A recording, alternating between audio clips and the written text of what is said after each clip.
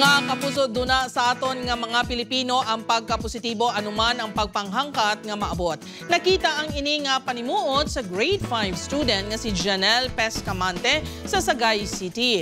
Nakita si Janelle nga nagatuon sa idalom sang poste sang street light sang jogger nga si Zaldi Roselio Jr. Sanggin pamangkot sini ang bata, diri niya nahibaluan nga wala gali sang kuryente, rason nga nagwa ini kag didto na lang nagtuon. Natandog kuno ang balatsyago ni Zaldi, rason nga iya inigin post.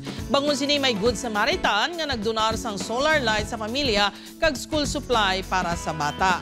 Ayos gid ang imong pagtingwa, Janelle, padayon na lang ina. Gani kapuso kon kamo may mga istorya nga pinasahi, makahatag good vibes o kon makalilingaw, makuhaan sang inspirasyon kag pagtulunan ipakigbay ng mga istorya nga ayos gid. Mga kapuso, ako si Gertrude Charlotte Tan, ini ang One Western Visayas, bugos nga puwersa para sa mas dako